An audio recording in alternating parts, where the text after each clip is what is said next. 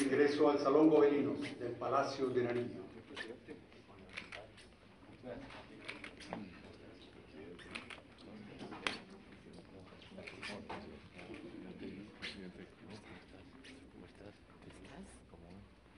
Bienvenidos al Salón Gobelinos del Palacio de Nariño, Memorial de Bioética, por parte del señor Presidente de la República, doctor Andrés Pastrana Araña. Comenzamos el acto con las notas marciales del himno nacional de la República.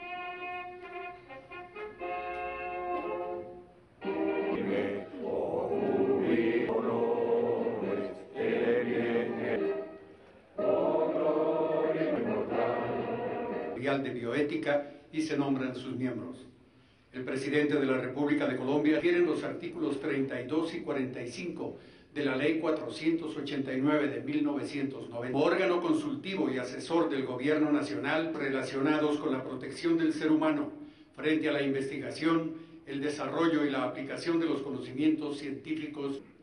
En desarrollo del artículo 32 de la Ley 489 de 1998, serán invitados permanentes de nacional. Señoras y señores. Leí sobre un caso hipotético bastante interesante por sus implicaciones éticas y jurídicas, el cual me gustaría compartir en la mañana de hoy con ustedes.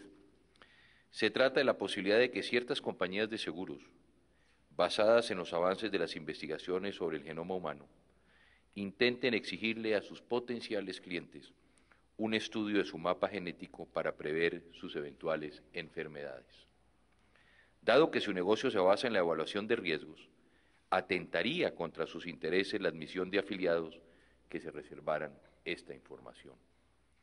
No obstante, si la conocieran, estaríamos enfrente de una muy probable discriminación biológica para todos aquellos que potencialmente, debido a su carga genética, pudieran llegar a padecer una enfermedad, sabiendo además que la posibilidad de sufrirla no implica necesariamente que se desencadene. En esos términos, ¿se debe proteger el derecho de la empresa a la transparencia en la contratación o se debe proteger el derecho a la intimidad de los clientes? Casos como este, susceptibles de muchas lecturas y agudos debates, son los que afrontará la Comisión Intersectorial de Bioética, cuya creación hoy estamos anunciando al país. Se trata de un organismo conformado por personalidades del más alto nivel que se encargará de asesorar al Estado colombiano en el análisis y en la formulación de políticas públicas sobre ciencia y tecnología en las cuales esté involucrada la dignidad humana. Adscrita al Ministerio de Salud, que servirá a su vez como su Secretaría Técnica y basada primordialmente en las experiencias de Europa y de los Estados Unidos, la Comisión nos pondrá a tono con los desarrollos institucionales que se están imponiendo internacionalmente en este campo. La UNESCO, en su Declaración Universal sobre el Genoma Humano y Derechos Humanos, aprobada por unanimidad en diciembre de 1997, sugiere la necesidad de adoptar dentro de cada Estado las medidas conducentes a la implementación de sus recomendaciones humanistas. Qué bueno poder decir que con el decreto 1101 del presente mes, mediante el cual se crea la Comisión Intersectorial de Bioética, estamos cumpliendo esa sana y razonable sugerencia. Las instituciones colombianas afrontarán ahora con mayor suficiencia un campo que para los clásicos del pensamiento político estaba excluido, la intervención sobre la vida y no solo como antaño el derecho a decidir sobre la muerte. Si con la aparición de temas como la natalidad y la longevidad, la alimentación y la prevención de la enfermedad, ya no se trataba solo de dejar vivir a los gobernados y hacer morir a los enemigos del Estado, sino de potenciar la calidad de vida de las personas, ahora esto último incluye también atender a la vida misma antes de su gestación.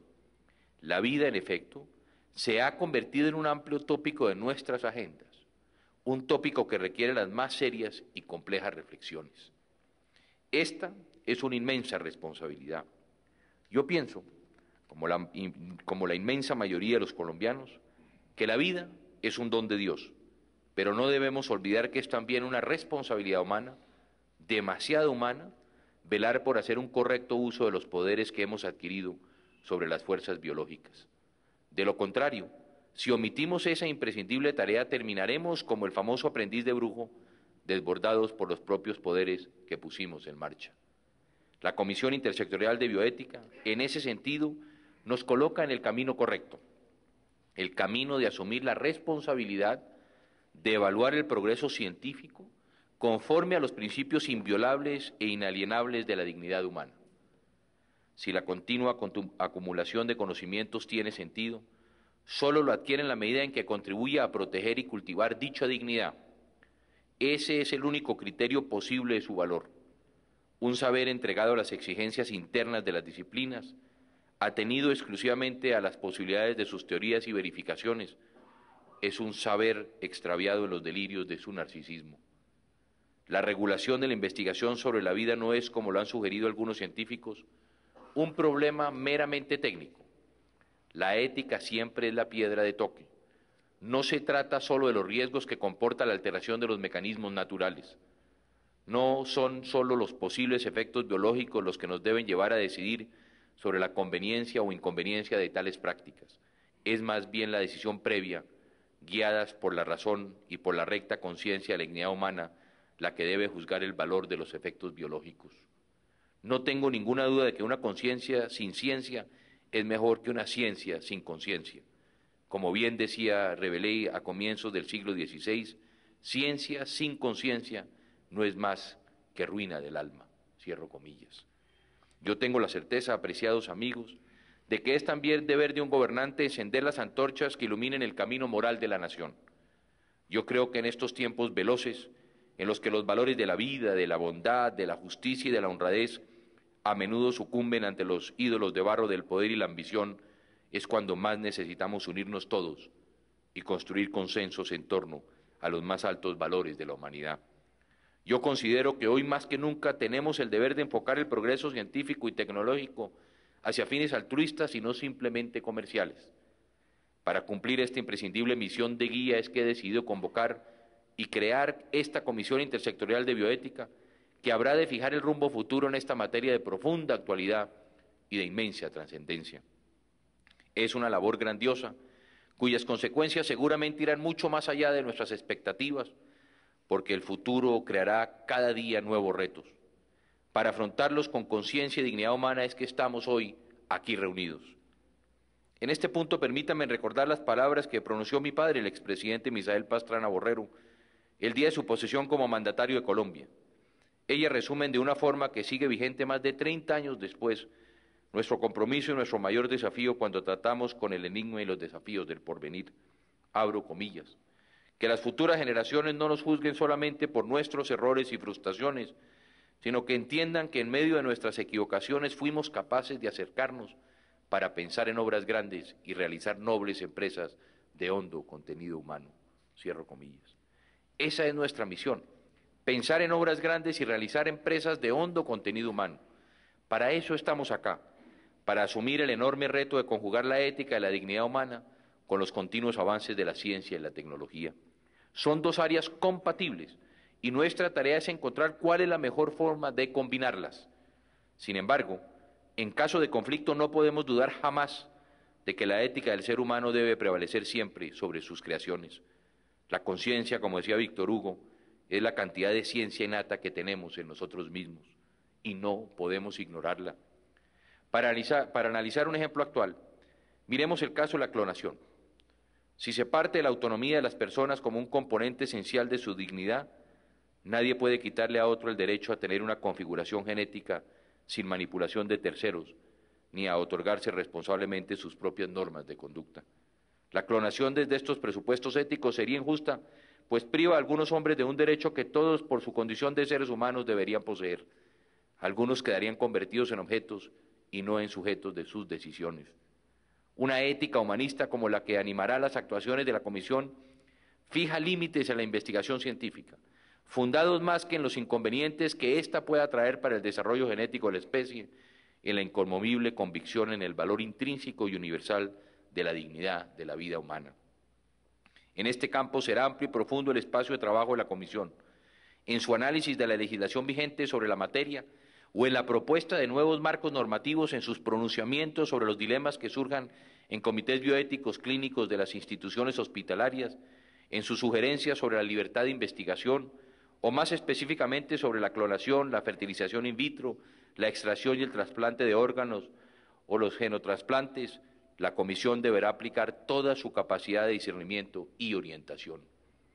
La Comisión Intersectorial de Bioética, la CIB, estará integrada, como ya se dieron ustedes cuenta, por el Ministro de Justicia y del Derecho, el Ministro de Salud, el Ministro de Educación Nacional o sus representantes, y tendrán como invitados permanentes a sus sesiones a 17 destacados miembros de la sociedad civil, todos reconocidos por sus altísimas calidades profesionales y humanas, y una amplia experiencia en el mundo del conocimiento, quienes representan en sabia combinación lo más granado de las ciencias biológicas, de las ciencias exactas y del saber filosófico en nuestro país. Los miembros de la comisión y sus invitados permanentes tienen sin duda una gran responsabilidad en sus manos, como lo es establecer las líneas directivas que delimitarán el futuro de nuestras políticas públicas sobre el gran tema que nos convoca en la naciente centuria, el sentido de la vida humana en la era de la ciencia.